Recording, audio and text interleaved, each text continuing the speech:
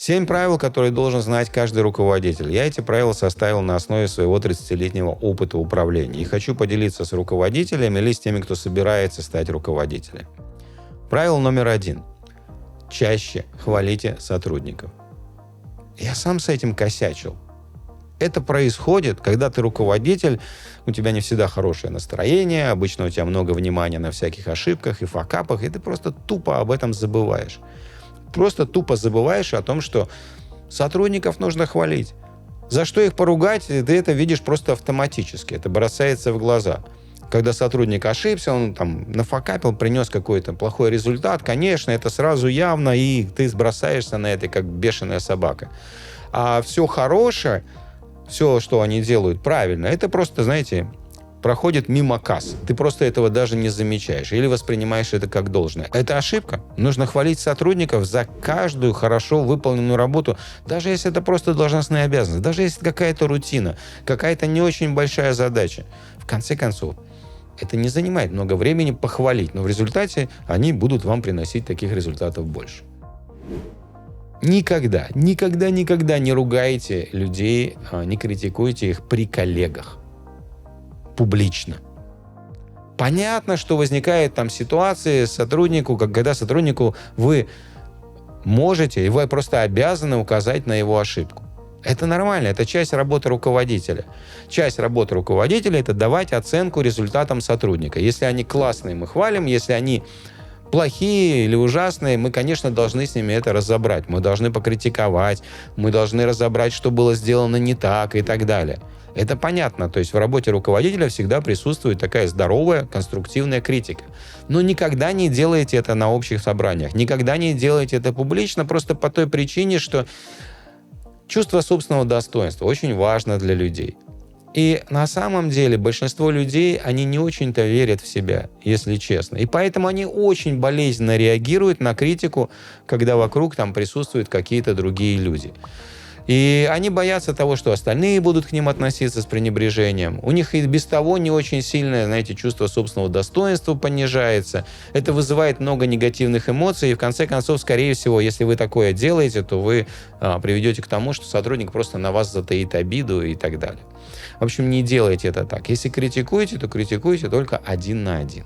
Да-да, сотрудники могут при этом критиковать друг друга. Бывает такое, что сотрудники критикуют друг друга. Но здесь есть один нюанс. Критика со стороны такого же, как ты, сотрудника, не воспринимается так болезненно, как критика со стороны руководителя. У вас есть большая власть и влияние. Пользуйтесь ей правильно. 3. Показывайте хороший пример. Когда я говорю «хороший пример», я имею в виду пример для подражания, который вы хотели бы видеть в своих подчиненных. Например, вы хотите, чтобы ваши сотрудники прокачивались профессионально, обучались, там, не знаю, читали книги, проходили курсы. Ну что ж, показывайте им пример. Читайте книги, проходите курсы и рассказывайте своим подчиненным об этом. Прямо рассказывайте об этом. Я учился в Канаде, окончил курсы медицинской помощи на дому. Вдобавок, я параллельно окончил институт Байера в Ландах в 2001-м. Первый диплом у меня – социальная медицинская помощь. И потом есть еще второй – по семейной экономике. О том, какую книгу вы прочитали, какой курс вы прошли, какие у вас идеи классные возникли и так далее. Хотите, чтобы ваши подчиненные вовремя приходили на работу? Приходите на работу вовремя. Это очень просто. Придерживайтесь графика сами. Вы не можете отучить сотрудников материться, если вы сами материтесь через слово. Это так не работает. 4. Соблюдайте договоренность. Выполняйте обещания, которые вы дали другим людям. Никогда не забывайте то, что вы пообещали. Если у вас есть склонность забывать, это нормально. Это бывает. Записывайте. Ведите свой дневник и указывайте там все, что вы пообещали другим людям. Не всегда нам удается выполнять обещания. Такое бывает. Потому что мы в какой-то точке принимаем решение. Мы вот это сделаем. Да? Проходит время, обстоятельства меняются. Это невозможно сделать или разрушительно это делать. И если такое произошло, что вы должны сделать как честный и порядочный человек? Вы должны об этом людям сказать, что, знаете, вот я вам обещал вот это, обстоятельства изменились, и по такой-то, такой-то причине я это обещание выполнить не могу. Смотрите, это вас, конечно же, не красит, это понятно. Но это все равно лучше, чем просто сделать вид, что вы ничего не обещали. Потому что люди-то точно об этом не забудут. А в результате вы будете рассчитываться доверием, вы будете рассчитываться уважением и так далее, и так далее. 5. Делегируйте. Вместо того, чтобы стараться на себя взвалить побольше. Старайтесь загрузить ваших сотрудников побольше. Потому что у хорошего, классного руководителя, к которому, кстати, с уважением относятся сотрудники, они загружены на все 100. Лучше на все 120. У плохого руководителя люди на расслабоне валяют дурака, а он в это время показывает просто чудеса профессионализма и производительности. Поэтому ваша задача как руководителя вашу команду загрузить, передать им максимум работы, чтобы у вас в конце концов оставалось время посмотреть, подумать, спланировать, заняться развитием, подумать над тем, как вы можете помочь своим подчиненным, как вы можете лучше организовать их работу и так далее. Поэтому, знаете, я со временем выработал такое правило. Когда прилетает какая-то задача, надо в первую очередь думать о том, не как ее сделать, а кто ее может сделать для меня. Я, кстати, не могу вам сказать, что я достиг полного совершенства в выполнении этого правила. Оно поэтому у меня и на слуху, и поэтому я все время за этим стараюсь следить, потому что у меня тоже есть такая тенденция, когда задача прилетела, начать сначала думать, а как же это сделать? И поэтому у меня есть это правило. Его надо, наверное, здесь где-нибудь набить прямо на стене передо мной, и я вам рекомендую ему следовать. В первую очередь думайте, кому это поручить, а не как это сделать. И если вы в этом похожи на меня, и у вас тоже, когда задача прилетает, первый импульс — это вцепиться и разобраться, что с этим делать, как эту задачу решить, ставьте лайк этому видео. 6. Не создавайте правил ради правил. Да, в любой компании, в любой организации нам нужны правила, нам нужны регламенты, нам нужны инструкции, нам все это нужно, и это очень важно.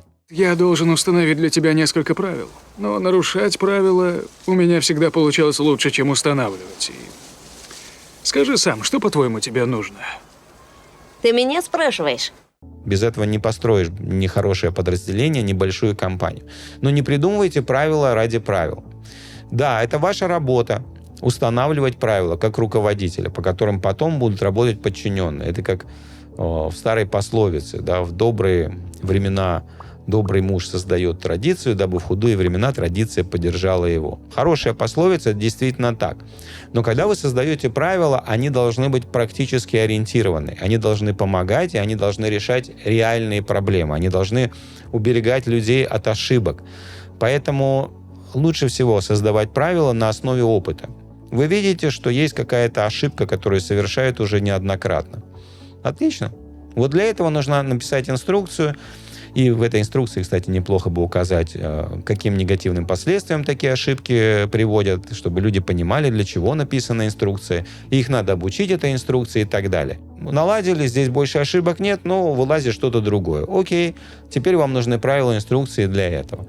Тогда они все будут практически ориентированы, и самое главное, они будут помогать вашим сотрудникам делать работу. 7. Всегда выделяйте время на организацию. Нам, как руководителям, свойственно все свое время сжигать на то, чтобы повысить эффективность, решить какие-то проблемы там, и так далее. И мы забываем о том, что нам нужно время на то, чтобы организовать работу, время на то, чтобы прописать какие-то обязанности, время на то, чтобы подумать о плане, время на то, чтобы какие-то инструкции создать. Это все требует времени. Они сами себя не напишут, они сами себя не создадут. И если вы все свое время тратите только на повышение дохода, на то, чтобы решать текучку, ну что ж, у вас будет все больше и больше текучки, ничего не поделаешь, она в какой-то момент начнет вас поглощать, эта текучка. Для меня всегда успешно было какое-то время выделять на то, чтобы приводить в порядок то, чем я управляю. Потому что если управляешь людьми вручную, и ты умный, успешный, талантливый, все понятно, но это значит, что у тебя количество людей будет все время расти, которыми тебе надо управлять вручную, и в конечном итоге ты просто захлебнешься, и твоя жизнь станет адом. Ну, а если вы хотите узнать, вот как это организовывать, как это правильно делать, не совершая каких-то глупых ошибок, используя самые лучшие, самые работающие практики, об этом я расскажу на бесплатном мастер-классе «Как усилить команду и повысить эффективность бизнеса». Регистрируйтесь по ссылке в описании к этому видео.